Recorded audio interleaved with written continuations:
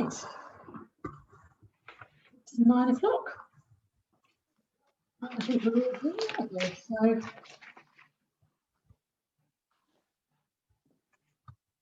hello again. Here we go again. So we are now having an EOM. John, do you want to read the GDPR notice again, just to remind anyone who wasn't here, or is it taken as read because it's continuation? Well, I think because everyone is still here from before, Chair, we could probably take that as read unless any councillors suggest otherwise. Okay, assuming we're all happy to take it as read, then we will move on to item 1, which is apologies for absence. Do we have any apologies for absence? None received, Chair. Thank you. Item 2, declarations of interest. Do we have any declarations of interest? Paul. Thank you, Chair. Yeah, I'm not muted. Yes, I want to declare a personal interest in agenda items 4 and 5, and they are not prejudicial interests. Thank you. Anyone else? Or is that it? Sorry, Rodney. You're on mute, Rodney. Yeah, thank you. Yeah, I'd like to declare a personal interest in agendas 4 and 5, and they're not prejudicial. Thank you. And there are no other declarations of interest. Super. So let's move to item 3, which is questions from the floor. Are there any questions from the floor? If anyone wishes to ask a question. Trevor? Yeah, thanks, Joanna. Yeah, it's about this committee, actually, the Personnel Committee. Previously, all the personnel items came under Finance and General Purposes, which was held every month except for August. So if personnel matters came up, it was dealt with in confidential session if necessary. If there was a need for an EOM, obviously that came into effect. Now, what we have with this personnel committee is a personnel committee which it's not on the meeting schedules. You often don't know when the meeting's coming up in good time because there's no meeting schedule. And then it asks questions from the floor. Not all of them, some didn't even ask questions for, and then it goes into confidential session. So I agree that matters regarding staff, like pay or, some issues should be in confidential session, but I honestly don't think this personnel committee is serving any purpose whatsoever in its present form, and it could go back to FNGP. Thank you very much. Thank you, Trevor, duly noted. Phil Bow. You're on mute, Phil. Thank you, Chair. Reference item 4 on the agenda. It refers to, I believe, item 5 and continued disrespect to personal attacks by 2 councillors on our staff.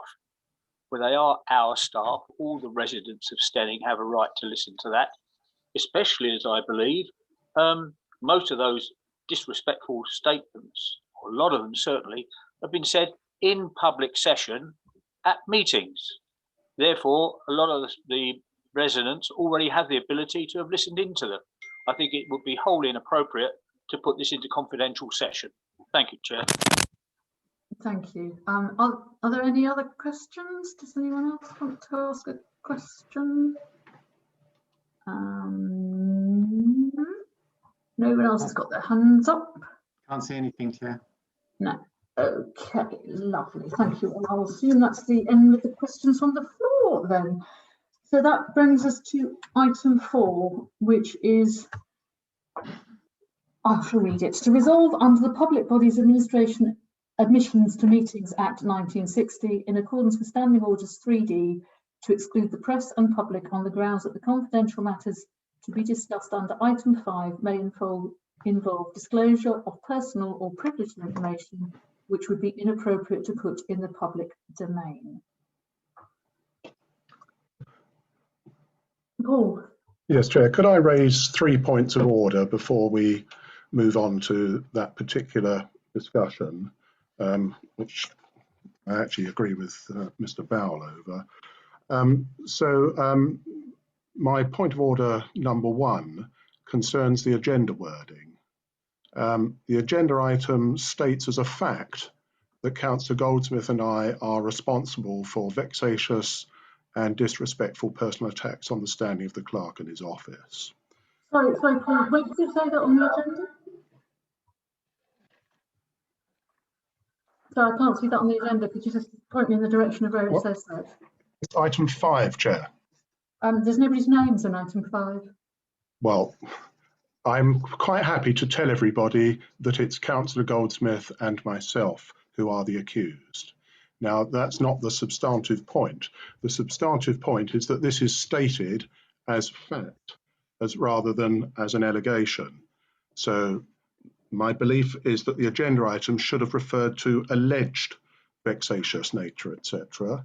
And I would ask John, our clerk, to publicly confirm that it's an allegation, not a statement of proven fact, which we are to discuss later in this meeting.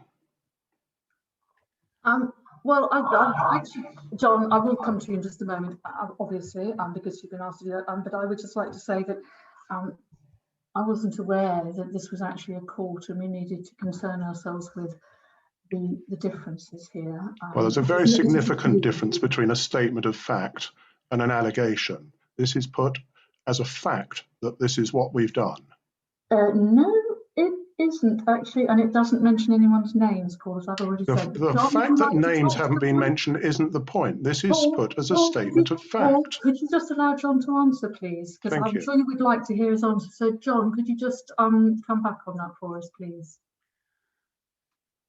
Well, I'd be happy to concede that I could have worded it with including the word allegation. That's fine. I merely included this summary in the on the agenda, non-confidential agenda, in reference to the details of the confidential motion itself. But I'm happy to concede and would apologise if you'd like that maybe we could have included alleged. Thank you very much. Steve, you've got your hand up. I'll come back to you in a second, Paul. So I just want to take Steve. I was just going to suggest if you wanted to put perceived in front of the word of vexatious in item 5, but of course it's the agenda. I'm not sure that makes any difference now anyway. Yeah, well, the point was that it enabled a member of the public to state it as a fact as well. So point of order number 2 concerns the lawfulness of the decision-making process, because any decision of any public body is required to be rational and free of bias. Otherwise, it is susceptible to judicial review. Now, I've got 2 separate points to make, please. The first is that the decision of the Personnel Committee, which forms the basis of this agenda item, firstly, was not on its own agenda, and secondly, it appears not to have been rational simply because the committee made its decision seemingly with no evidence before it on which to make a proper and valid decision. The decision was based, it seems, on nothing more than personal antipathy and prejudice, bias, in other words. So that concerns the Personnel Committee, no evidence. On a point of order, Now, Chair? Can I move on to my point of order 2? On a point of order on that, could you just, could I ask Councillor Campbell just to concede that he's just expressed an opinion? So the fact that he says, he just suggests it's factual that the Personnel Committee made a decision on nothing more than bias. I can't remember the words, but would he just concede that that is his opinion? Thanks. Well, what I would concede is that there is no sign anywhere that the committee that had any evidence before it when it made its decision, and this is a preamble to me asking John to confirm one way or the other. So to that extent, yes, of course, it is a matter of opinion. The second point is that there is certainly no evidence before the council today on which it can make a proper, unbiased decision. This meeting is clearly going to be, in effect, a disciplinary meeting at which the parties being disciplined have been given no particulars of what is alleged against them. No evidence has been provided to enable them to defend themselves or for anyone else to make a proper and lawful decision. There would also be a penalty imposed, which is more severe than the one just imposed on Councillor Alexander after a proper fact-finding process and tribunal concluded that his disgraceful behaviour was in breach of the code of conduct. Simon, and I would Why like not? you to stop, because Why not? He's proposed this motion and he's just been censured by Horsham. Paul, please, Point of order, please. Stick to the agenda. I am speaking to the No, agenda. you're not speaking to the agenda. I'm explaining You are why. not speaking to the agenda, I Paul. most certainly No, am. you are Now, not. I have reached the point Point at of which order, I was please. going to ask John. Steve, you have a point of order. Point of order. We seem to be getting into item 5, and we haven't actually put item 4 to bed one way or the other. Thank you. We have not. Can I ask John to advise us, in the light of the two things that I've just said, how the council can make an unbiased, rational, and therefore lawful decision without any evidence before it, and without the parties being sanctioned, having had any opportunity to respond to any evidence there might be? Item 4? I'm sorry? I'm struggling to see the relevance of this to item 4. I can see the relevance of this to item 5, but not to item 4. I think it's very important because it relates to the whole. Well, okay, if you don't want John to ask that question, my third point of order is very much. John, did you want to answer that question? I think it might be reasonable just to give some explanation to what has been suggested. But, through you, Chair, the first was whether the motion was derived from an item on the agenda. The item on the agenda was to discuss and agree to recommend any other actions arising from the James Corrigan reports. Which this doesn't. Yes, it does. This was a direct action from the third report from James Corrigan. That was the duty of care report, and it related to, if I may, Chair, just a brief explanation. The motion recommended by the Personnel Committee is a direct action born out of the James Corrigan report, the third one. It's confidential, so the report is, so I didn't want to quote from it. However, he did talk about the inappropriate behaviour of some councillors, and the council needs to deal with issues urgently. For that reason, the Personnel Committee had been discussing the actions necessary from that report and in fact the other two. And so the members came to the conclusion that this indeed was one of the things that had to be put before it. If then, Chair, I may go into evidence. I think all councillors have probably seen either a very large part or in fact all of the evidence that was discussed at the Personnel Committee, in that the evidence was relating to emails that were posted and were, CCing in everyone from the council, not all of them, but most. Certainly the decision that was made by the councillors at the Personnel Committee related not only to emails that they had seen and therefore didn't need to be in supporting papers again, and also based upon recent meetings, public meetings. So clearly everyone was involved there. And therefore, I would suggest that in terms of the evidence, that would be the same for point 5 when we eventually get to it, that, the discussion can be on information that everyone has seen, been made aware of, or, has in fact written. Thank you, Chair. Well, I'd like to come back first on the Mr. Corrigan point, and because I had a very long conversation with Mr. Corrigan in which he assured me that he was not referring to me when he was referring to unacceptable emails. So that's a fact.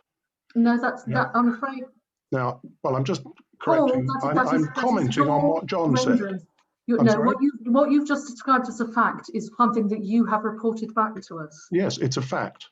No, it's not a fact. Yes, it is a fact. Until we hear it from Mr. Corrigan as that well, doesn't. it's substantiated. No, that's fine. It may be an Apparently it's unsubstantiated fact, any more than now. Anyway, point 3 rather, concerning the lawfulness of the motion. So before we go into confidential session, could all of us, including the public, be informed which 8 or more councillors gave written notice of the confidential motion?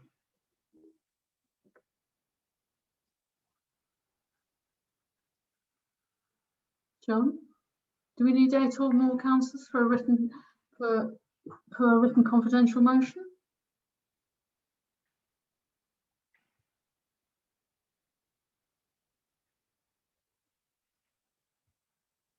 The motion was, sorry, through the chair, the motion was recommended by Personnel Committee for full council.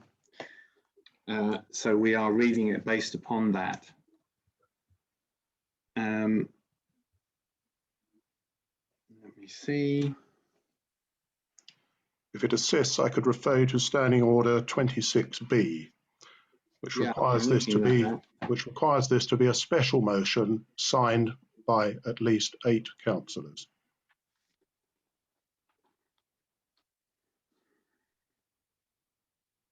So does that apply to every confidential session?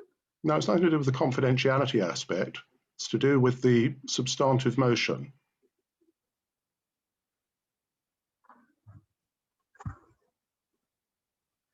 The substantive motion is seeking to change our standing orders.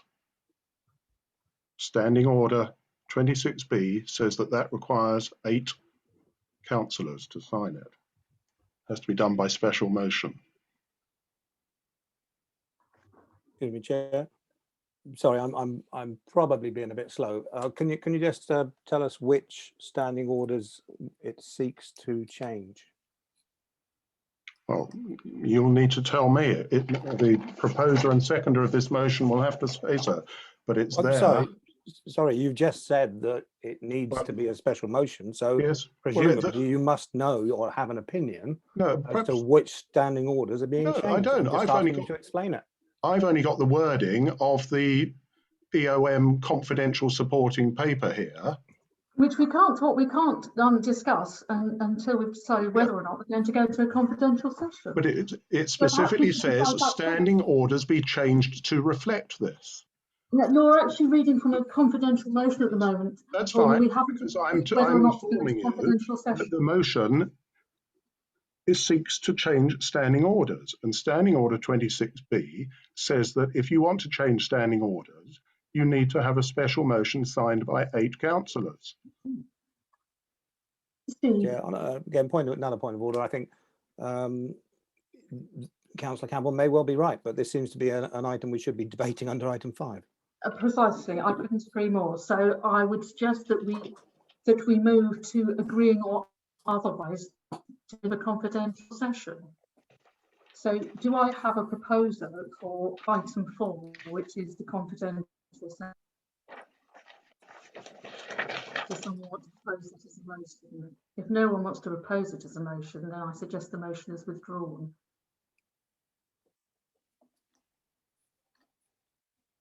John, sorry, Sarah, you're on mute. You'll need to unmute first, please. Sorry, can you hear me? Yes, we can. I just feel that perhaps the clerk could actually read out our own adopted Standing Order 26B. Because so we can't talk about that until we've established whether or not we're going into confidential session. The whole point, I think we need to deal with item 4 first, which is whether or not we're going into confidential. I'm not talking anything about what the confidential session is on. I'm purely 100% speaking on. I do not feel that it is understood by all councillors what Standing Order 26B actually means. Well, why don't we That's just not talking about. Well, when we debated whether or not to go to confidential, we can then move to look at that. But at the moment, the first question is, does anyone wish to propose that we go into confidential session? No, If Chair, no I one see does, no John? reason for it to be. So, John, presumably if nobody wishes to propose it, then we will not go into confidential session. Is that correct? Correct.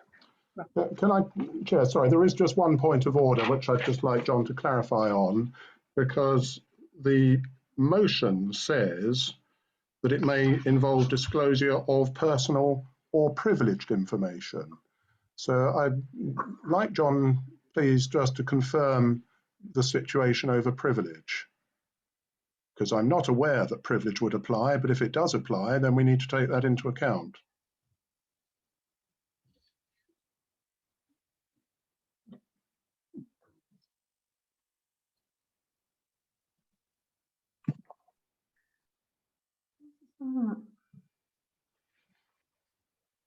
Where does it say privileged information, Paul? Sorry, I can't find it. It's on the agenda, Chair. Item 4, second line, towards the end, it says, matters to be discussed under item 5 may involve disclosure of personal or privileged information, which would be inappropriate to put in the public domain. John, So we need to know if there is privileged information. John.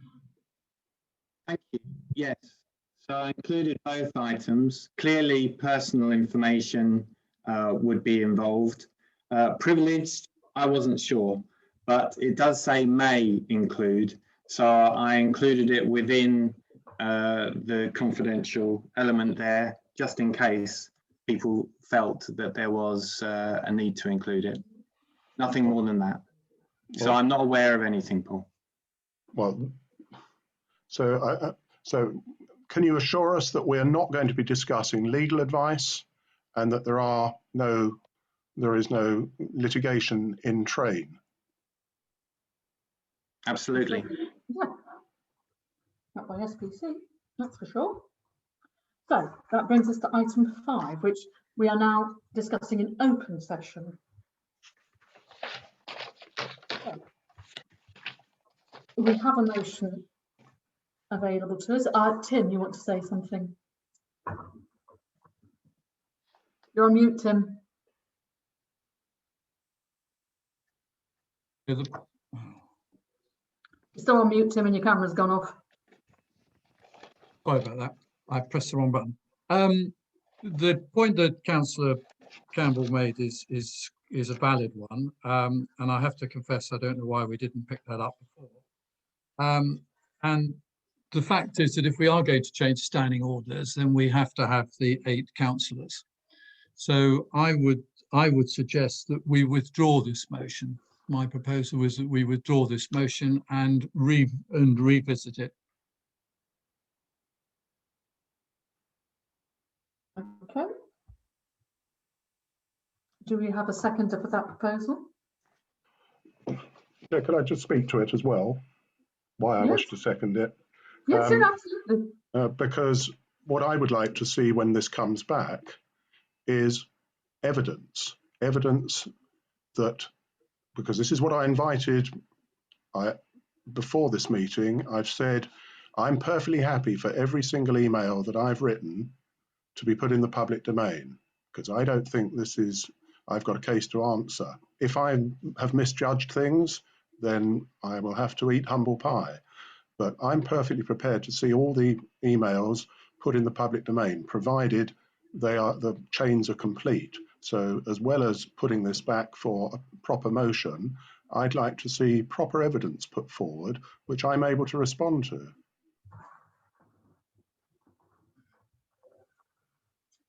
Rodney. Yeah, I'm quite happy as well. The same as what Councillor Campbell said.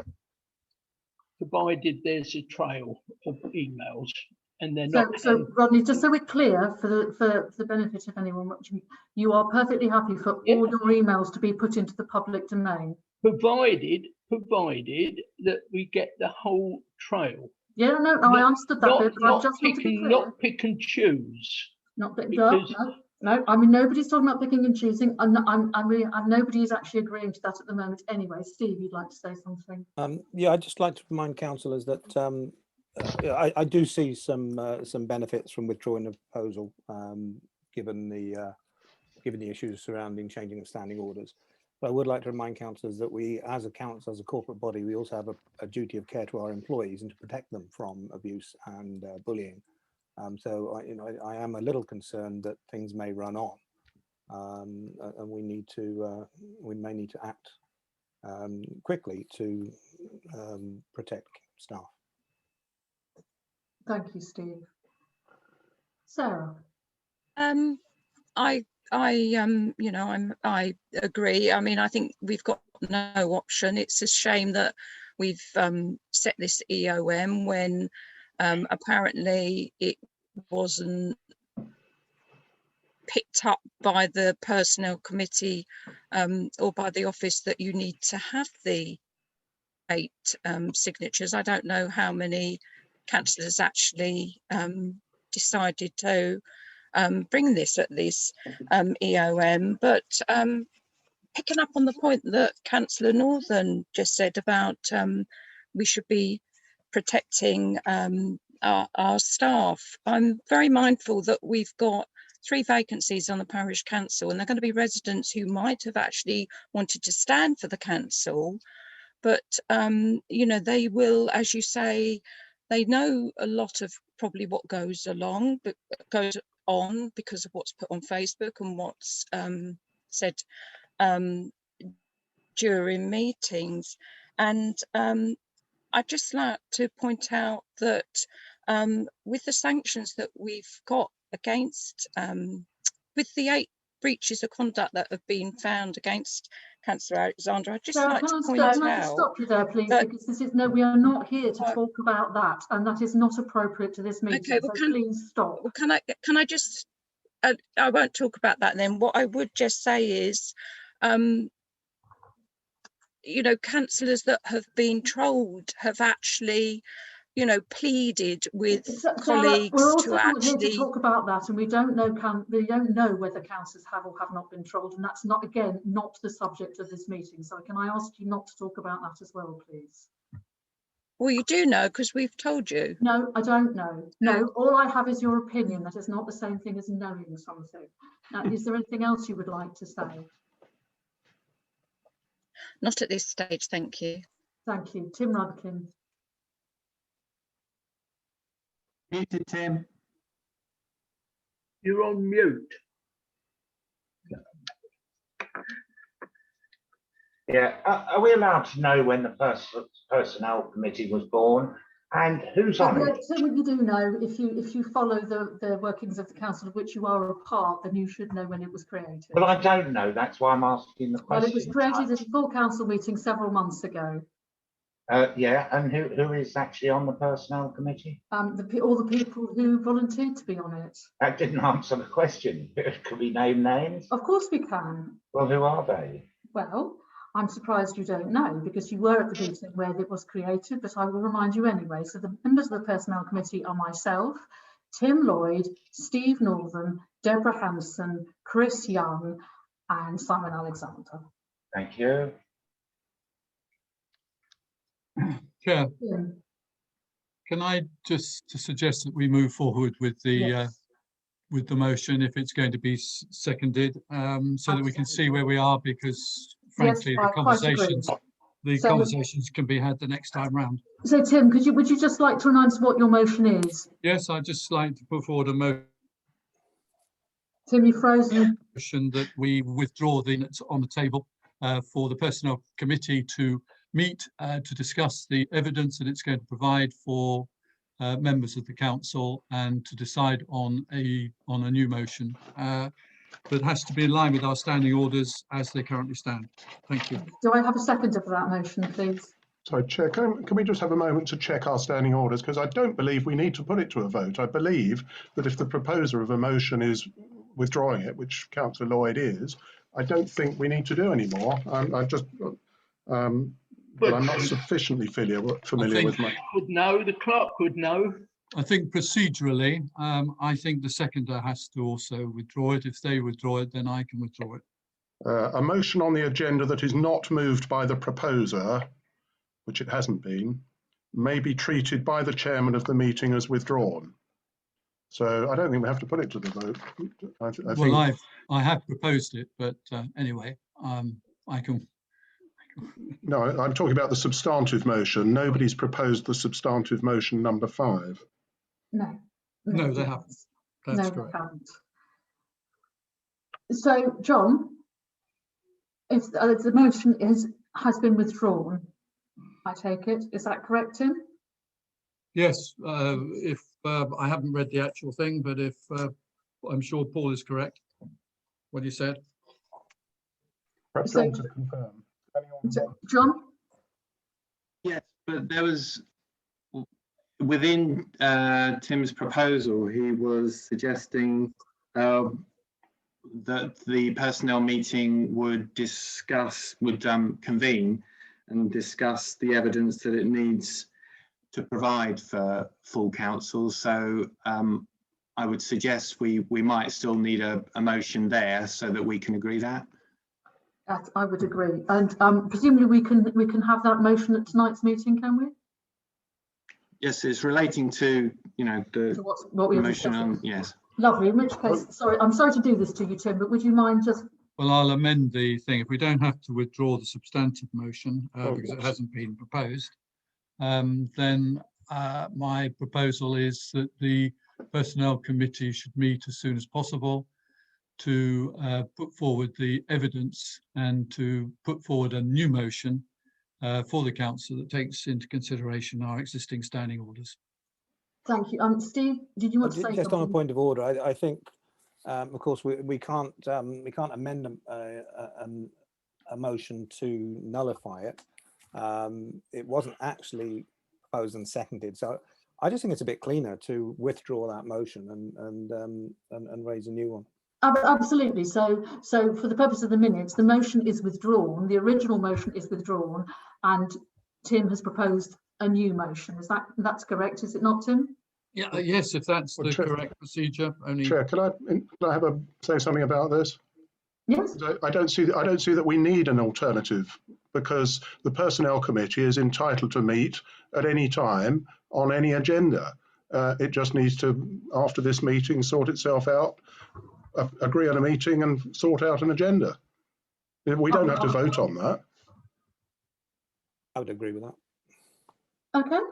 Yeah, fine. If that's the general feeling. Well, if that's the general consensus, then the motion that was on the agenda is withdrawn, and that's it. Brings us to the end of the meeting. The meeting is now closed. Item 6. Thank you for being here. Thank you, Chair. Thank you, Chair. Thank you very much, Chair. Thank you all.